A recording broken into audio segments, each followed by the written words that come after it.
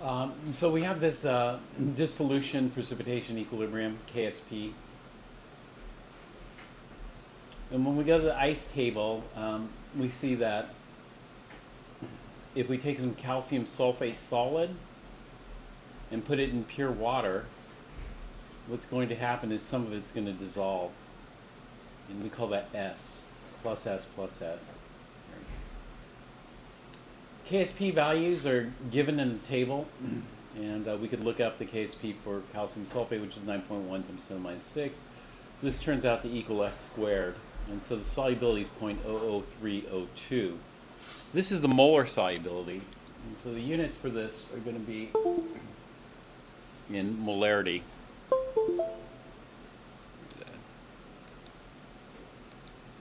Here.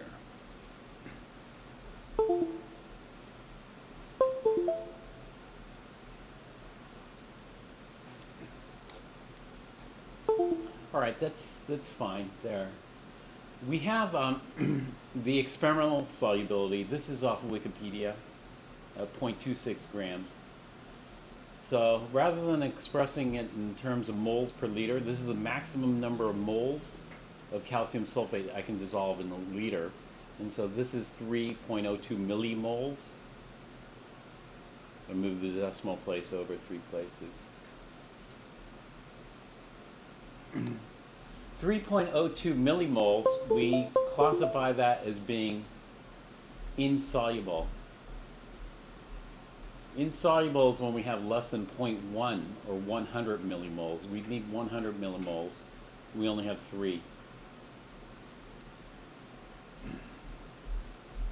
But we don't have to do that qualitative, because this is the quantitative solubility. This is the maximum amount of calcium sulfate I could get to dissolve per liter. Experimentally, we could figure it out. Take some water at 25 degrees C, 100 milliliters of that, and then see how much calcium sulfate dissolves. It turns out 0.26 grams, or a quarter gram, will dissolve. Well, the units are different because this is in grams of calcium sulfate per 100 milliliters. And so what we're going to do is we converted that to molarity, and we see that based on this solubility in Wikipedia, it's much higher. Rather than 3 millimoles, we have 15 millimoles dissolved, which is 5 times as much. Well, maybe that's okay. Maybe we chalk that up to experimental error. If we use this solubility, this molar solubility, we get a different K value. The K value is a couple of orders of magnitude bigger. This is 2.28 times 10 to the minus 4, as the solubility is quite a bit higher, versus 9.1 times 10 to the minus 6. So 10 to the minus 6, 10 to the minus 4. It's a significant error there. Right? Well, let's figure out what the K value is from Appendix D, and using some chapter 13 equations. And we calculate K as 6.46 times 10 to the minus 5. This is a lot closer, to 10 to the minus 6. This is 1 order of magnitude off. And so rather than getting 3 millimoles and 15 millimoles, this comes out to 8 millimoles. And so somewhere in between. And so the question comes up is, as far as percent errors, the percent errors are quite big. And so let's take a look.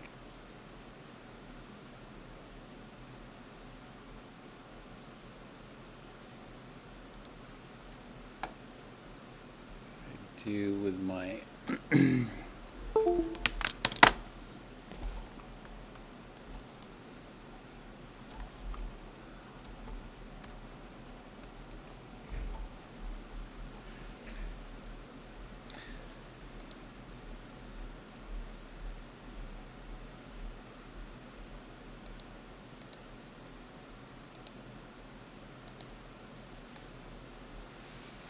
So where we left off last time was looking at the limitations of KSP.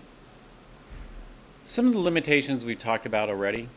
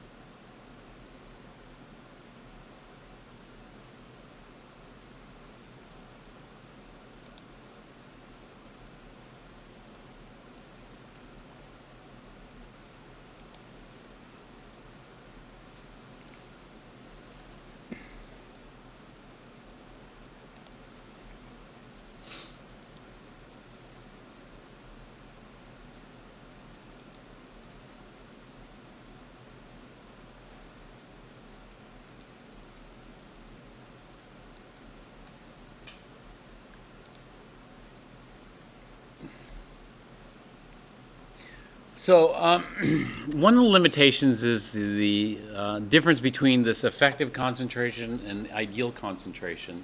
So can you tell me what's going on with this table?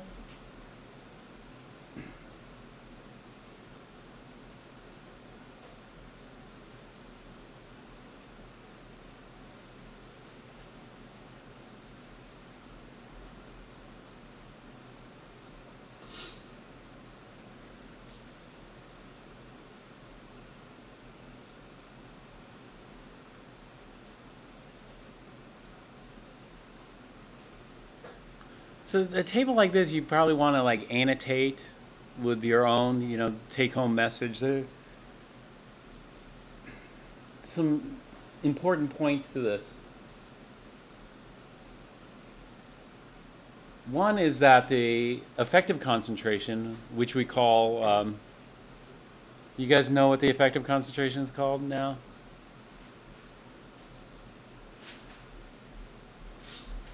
I know you know, Tristan, but what about everybody else?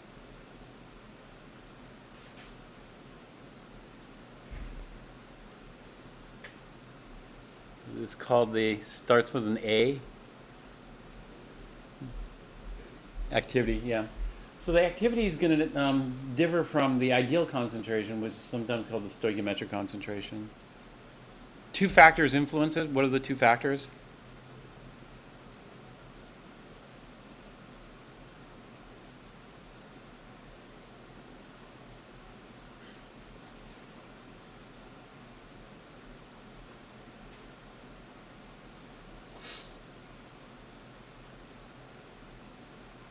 This will make a good exam question, probably.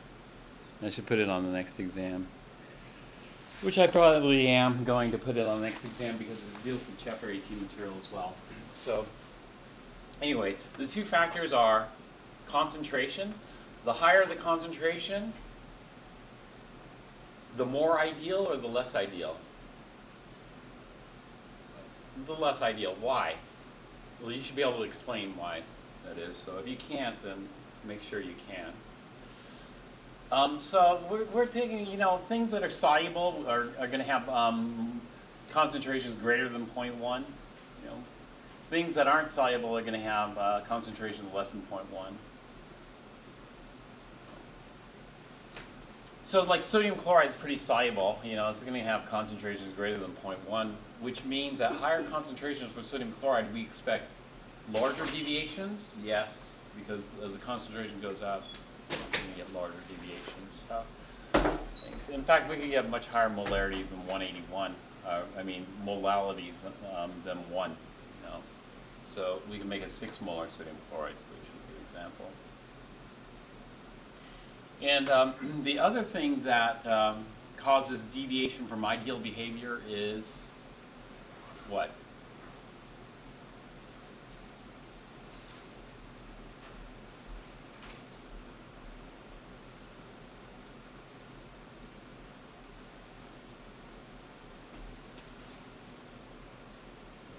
I'll tell you, this is typical. This is a typical response because, you got a table, a jumble of numbers there. But, what you can do to put yourself a step ahead of most people is look for patterns. A lot of people, they don't even bother looking for any pattern in the table. And so they don't even see any pattern. In fact, when they see something like this, they don't even want to deal with it again because it's just a jumble of numbers, and they don't want to deal with jumbles of numbers. And this is a jumble of numbers, but do we have to memorize each individual number? No, what we want to do is we kind of want to see a pattern. We want to see limits. But the other thing that deviations arise from is the charge. Look at magnesium sulfate. Magnesium sulfate, the ideal is 2, but already at 1 mole out, we're at 1. So to go from 2 to 1, that's like a 50% deviation, isn't that? That's a significant deviation. And so things like magnesium sulfate, well, magnesium sulfate is like calcium sulfate, +2, -2. So calcium sulfate we expect not to behave so ideally. And we expect some deviations from ideal behavior. And so something like calcium sulfate, how reliable are the calculations? Well, it depends on the concentration. Our concentration was at 0.1. It's still significantly off, isn't it? And so really, to correct this, we shouldn't be using ideal or stoichiometric concentrations. We really should be using what? Activities.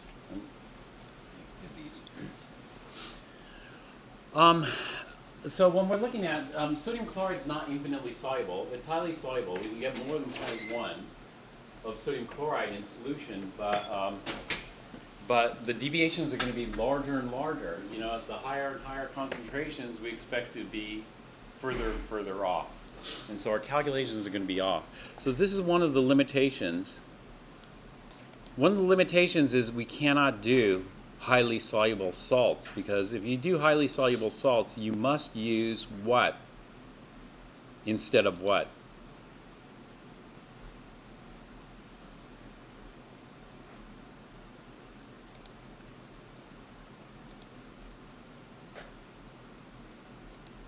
We must use activities instead of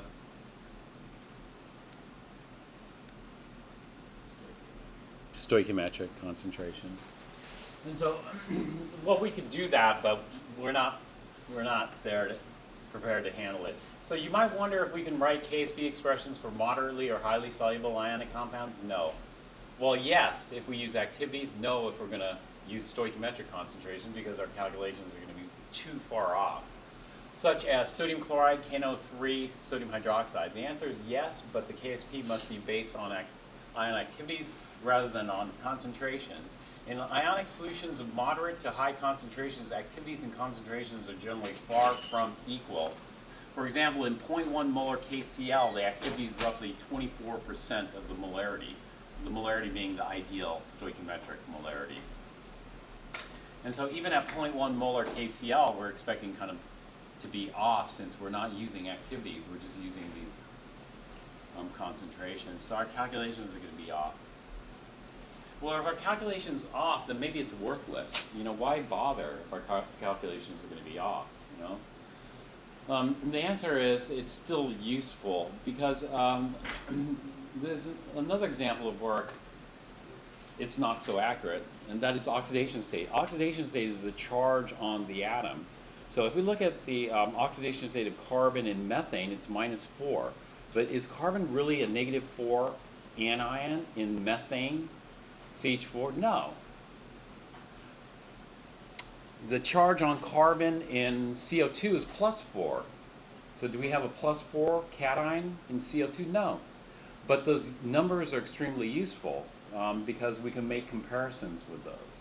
And so even though our calculations might be off, when we do comparisons, then it becomes useful. And so we can't hold too much in the absolute numbers, but we can hold more confidence in comparing one set of numbers with another set of numbers when everything's off a little bit here. If we cannot use molarities in place of activities, much of the simplicity of the solubility product concept is lost. And so what they're saying here is that if we have to use activities, it's going to be a bit more work. Thus, KSP values are usually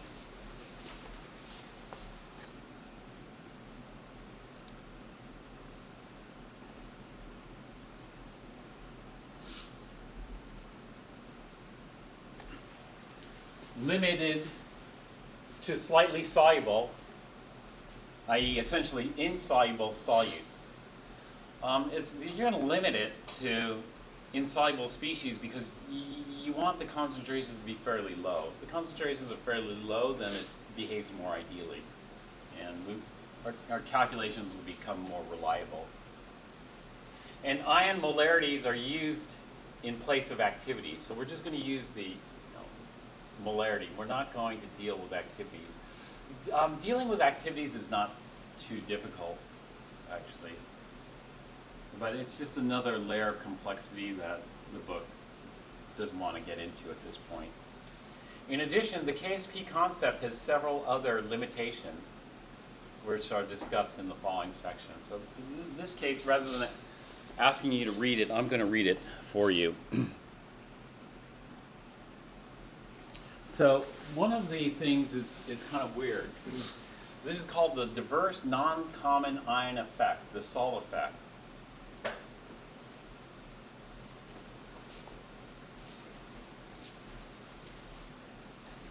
To understand the Sol effect, we have to go back and understand the other figure here. So this is 837.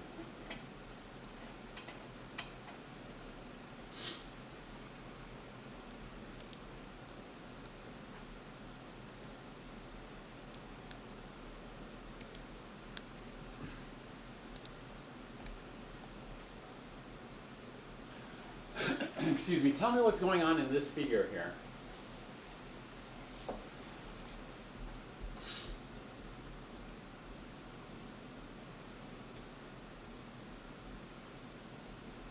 The NaCl particles are dissolving, or dissociating. They're dissociating, but are they completely dissociating in them? They aren't dissociating in the sense, if they completely dissociated, they'd be independent of one another. And so what we're seeing here are clusters of ions. And those clusters of ions aren't bonded to one another. They're just held together by inter-ionic forces of attraction. That is, there's a coulombic or electrostatic attraction between the ions here. And that's what's holding them together. And so this thing can break apart or it can stay clustered. And so we get these clusters. So what we have is this. We have a situation where the negative ion, like this, likes to be surrounded by positive ions, and the positive ions want to be surrounded by negative ions. So we get these clusters here. Does it really matter what the identity of it is, or does it just matter what the charge is? So let's say this is sodium chloride. Does it matter that the sodiums are clustered around the chloride? What if I had potassium ions? Would those also cluster around chlorides? And the answer is yes. They cluster around chlorides as well. And so it doesn't matter. That's called an uncommon ion. So if I'm dissolving sodium chloride and there's potassium ions already present, the potassium ions will also cluster around the chloride. And if they're iodides, rather than chlorides, the iodides would cluster around the sodiums as well. That's the uncommon ion effect. And the end result of that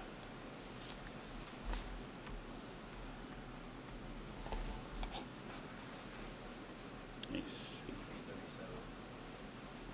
837. Thanks.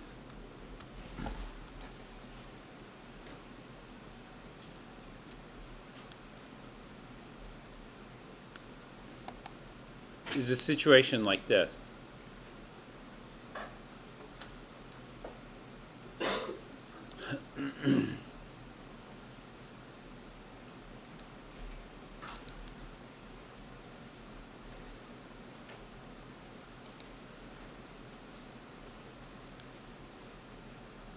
Actually. So in this equilibrium, we have the free ions. These are free, not clustered, not anything. But what happens is, if you take the free ion and then you surround this with a whole bunch of chlorides rather than sulfate, then the chlorides are going to decrease the concentration of free ion, and it actually shifts this to the right.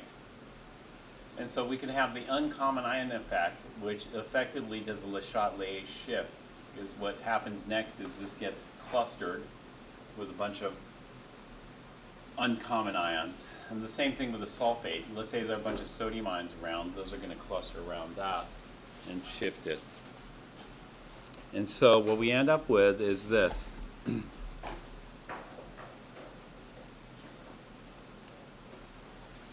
We have explored the effect of common ions on the solubility equilibrium, but what effect do ions different from those involved in the equilibrium have on solute solubilities? The effect of non-common or diverse ions is not as striking as the common ion effect. Moreover, diverse ions tend to increase rather than decrease solubility. As the total ionic concentration of a solution increases, inter-ionic attractions become more important. Activities become smaller than the stoichiometric concentration. For the ions involved in the solution process, this means that higher concentrations must appear in the solution before equilibrium is established. The solubility increases.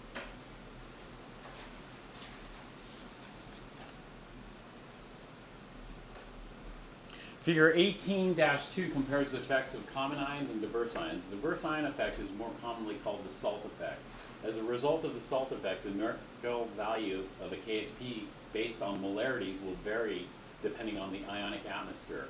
Most tabulated values of KSP are based on activities rather than on molarities, thus avoiding the problem of the salt effect.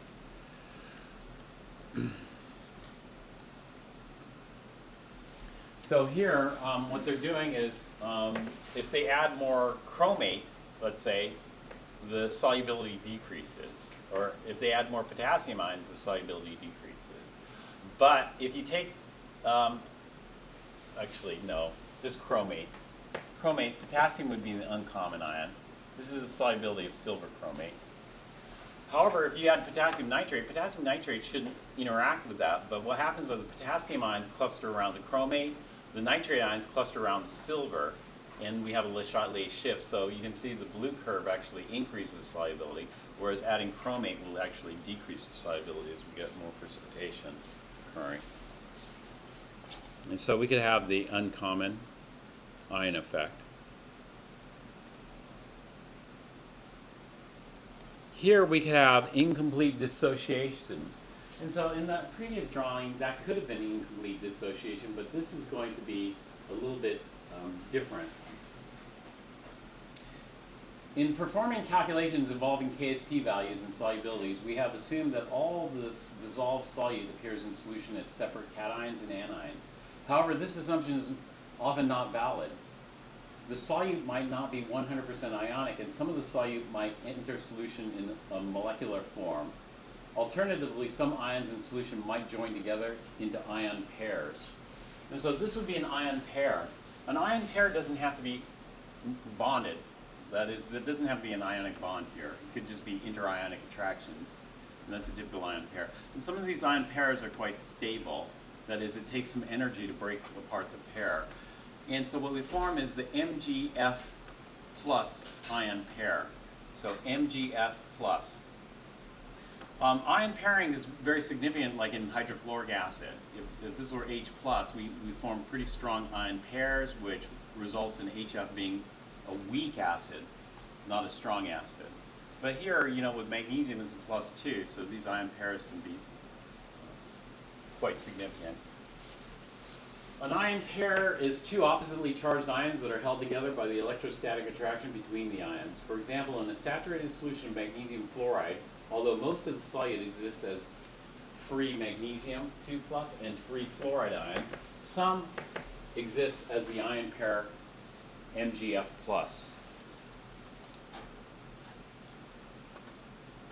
To the extent that the solution contains cations and anions of a solute as ion pairs, the concentrations of dissociated ions are reduced.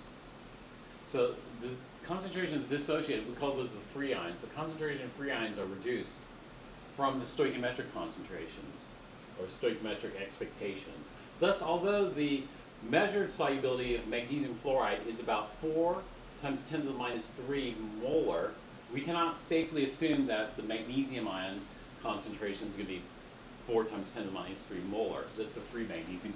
And that the fluoride will be double that, 8 × 10⁻³ molar, because some of the magnesium and fluoride ions are involved in these ion pairs.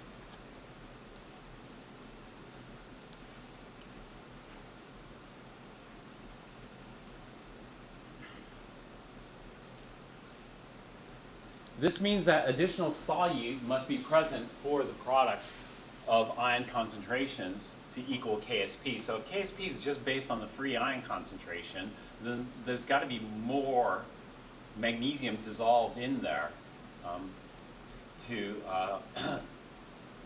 compensate for the ion pairs.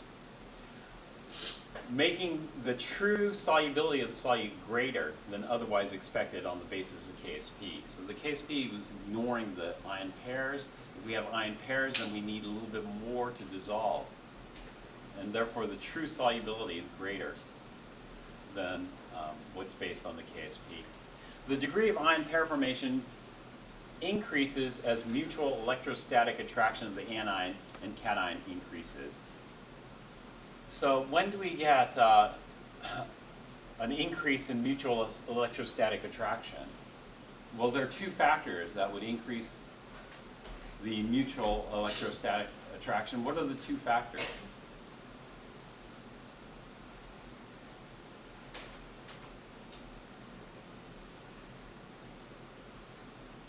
In other words, ion pairing is going to get worse at blank and at blank. Tell me what those two are, the two factors that will make this worse.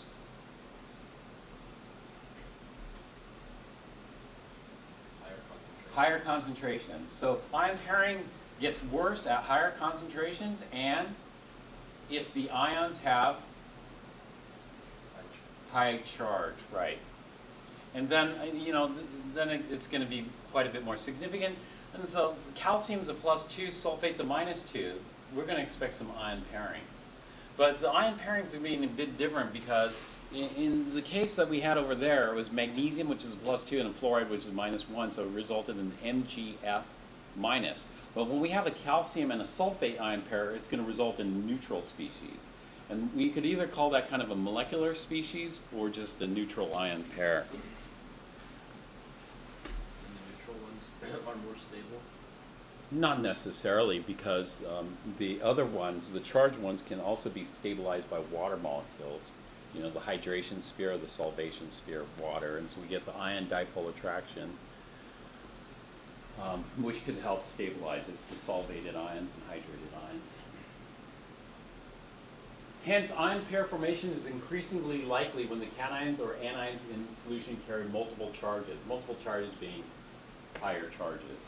That's what they mean there, +2, -2, as well as concentration, but they didn't talk about the concentration there. So that's going to screw up our calculation too. Simultaneous equilibria.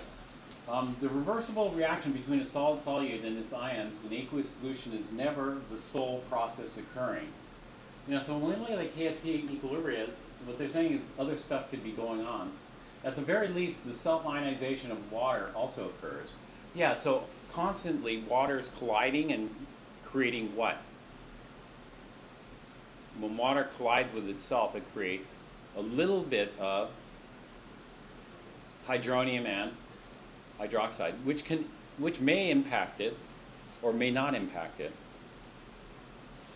Although we can generally ignore it. So they're going to say, we'll just ignore it. Other equilibrium processes that may occur include reactions between solute ions and other solution species. Two possibilities are acid-base reactions, like Lewis acid-base reactions, which result in complex ion formation, or Bronsted acid-base reactions, which can result in other species. Calculations based on the KSP expression may be in error if we fail to take into account other equilibrium processes that occur simultaneously with solution equilibrium. We have encountered the dissolution of PbI2 several times already in this chapter. However, the dissolution process is, in fact, a lot more complex than we've shown, as suggested below. So I kind of skipped that. We looked at calcium sulfate, let's look at PbI2. There are many competing processes. So when we look at PbI2, let's take a look at what we have here.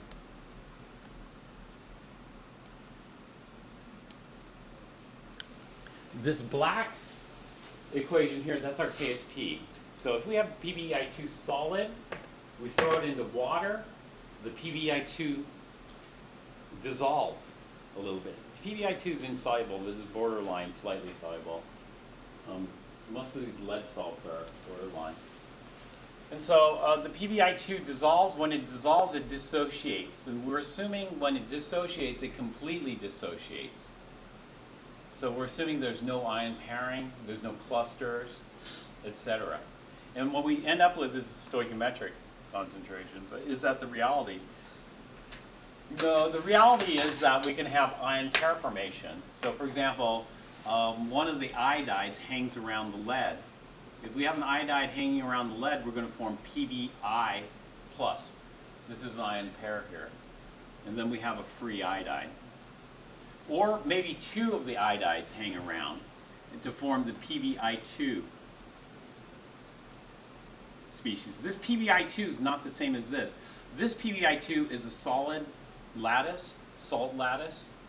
This PbI2 is like a molecule. You know, you got a lead with two iodides stuck on it. And this would be a neutral species here. But this is ion pairs too. This is not an ionic compound like this. This is just ion pairing type interactions here. But it gets worse. It gets worse because if we have excess iodide, lead likes to form complexes with iodide too. How do you know? Well, we usually look this type of stuff up. And so this is a very tricky precipitate.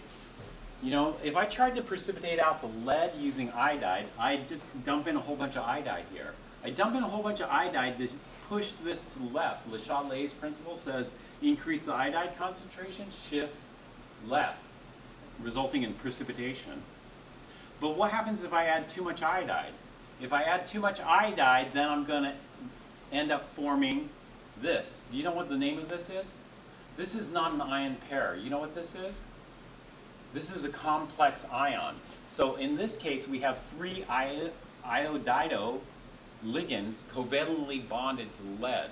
And we call this tri-iodido plumbate, what's the charge on lead?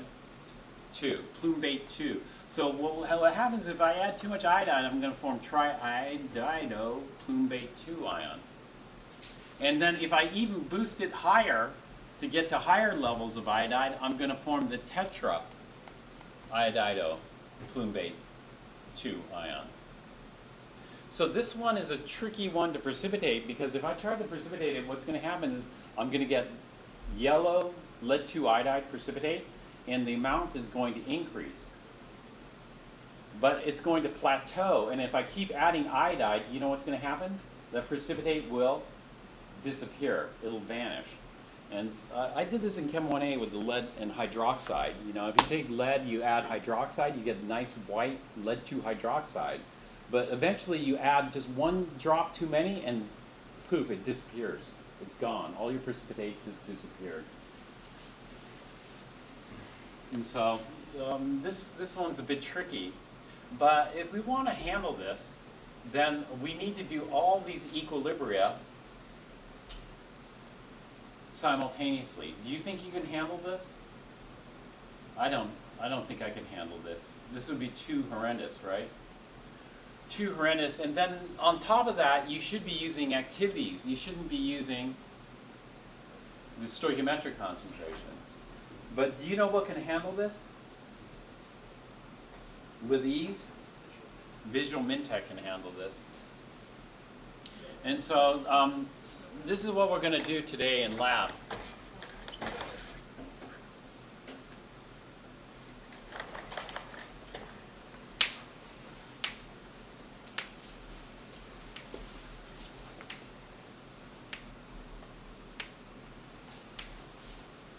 We're going to look at this equilibrium. This is what we think is happening. And so we got some PbI2. We're going to throw it in water. It's going to dissolve. It's going to form Pb2 plus and I minus, 2 I minuses. That's what we expect. And then what we're going to do is we're going to let Visual Mintech, do its thing and tell us what we should expect. And Visual Mintech has some quirks to it. So for example, we can find PbI2, but we need enough PbI2 so that we can saturate the solution. We don't want all the PbI2 to dissolve and not saturate. That is, we'll end up with an unsaturated solution. If we have an unsaturated solution, then more PbI2 can dissolve. So we got to make sure we have enough PbI2. Well, you have two choices. One, you could specify the volume and the amount of PbI2. Just make sure you have more than enough to dissolve.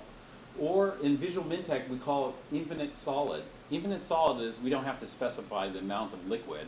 we're just going to say that we're never going to run out of solid TBI2, therefore we're going to saturate the solution. And so we're going to do this. So we're going to just run the infinite solid and then see how many different species are generated here in solution. When we do the generation of species in solution, we make this stuff. So we'll add some Pb2+, we'll add some iodide. We'll add twice as much iodide as Pb2+. So we can do that. We could potentially see, how this speciation changes with pH.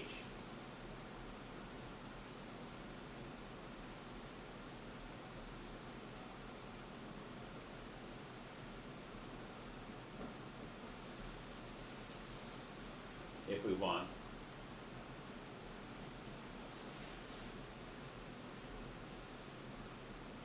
Or keep the pH fixed at 7.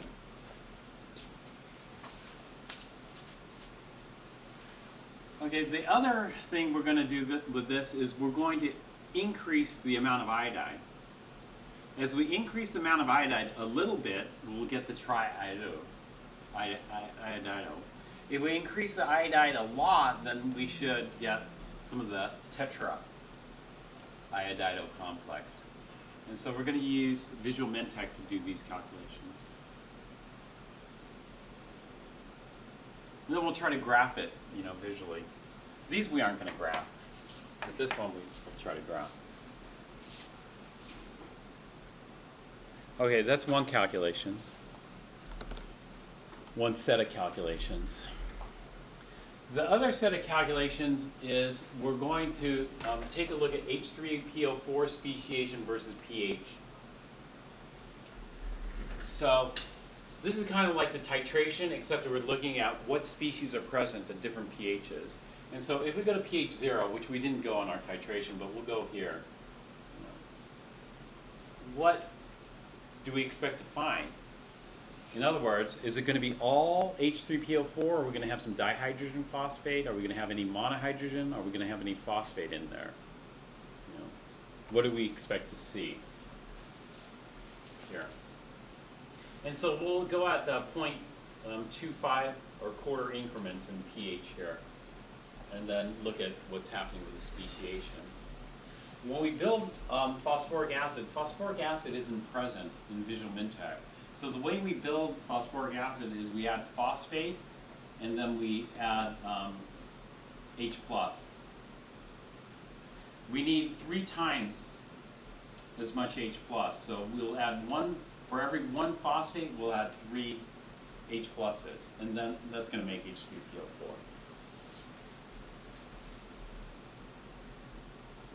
Since there isn't an infinite number of things to build, they do some tricks here. So for example, H+ is no problem, they have that. But what if I wanted hydroxide? Let's say I wanted to make iron 3 hydroxide. You aren't going to find hydroxide in Visual Mentech. Instead, what you have to do is you have to do something tricky, like you take the H+, but rather than having it positive, we have a negative. So if I wanted 1 molar hydroxide, that's equivalent to negative 1 molar H+. Does that make sense? So if you're looking for hydroxide, we aren't going to need hydroxide for this particular lab, but if you're looking for hydroxide, that's how you make it. And so we make these things, and it doesn't really matter, because Visual Mentech, as long as we have all the ingredients there, will go ahead and equilibrate it for us. And so, for example, if there's no H3PO4, let's say it's all phosphate, then it will equilibrate. In fact, that's what we're going to see at higher pHs. Even though we put in phosphoric acid, we're only going to get phosphate. And then what we're going to generate is something called the speciation curve.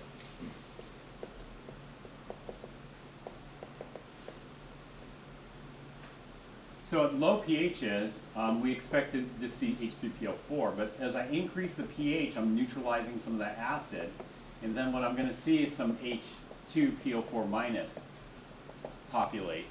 And so the population, that's going to grow, the population of this is going to go down to 0, and that we'll hit our first equivalence point here. where I've neutralized all my H3PO4 and replaced it with H2PO4 minus. And so this would be the first equivalence point when we're looking at plotting pH versus the population. And then we're going to start neutralizing this, and it's going to be replaced with something else. And so we'll generate a curve like that. You can look at what it should look like. This is a very common curve online. So this lab is going to be a little bit different. Now, a lot of labs, they have you, okay, push this button, and then push that button, and enter this number, and click enter, that kind of thing. But this lab is going to be a bit different. This lab, I want you to figure out how to use. I mean, you could work with other people, but I want you guys to figure out how to do this. There's a user manual online with some examples you can do, but you'll kind of have to figure it out yourself. The user manual might be for version 4. Unfortunately, we only have version 3.1. They weren't able to update it. And so we're using an older version, which might be a little bit slower, but these calculations are so fast anyway. We're not going to have to wait long. These are very simple calculations for visual impact. All right, any questions on this? Okay, we'll head over to the computer lab.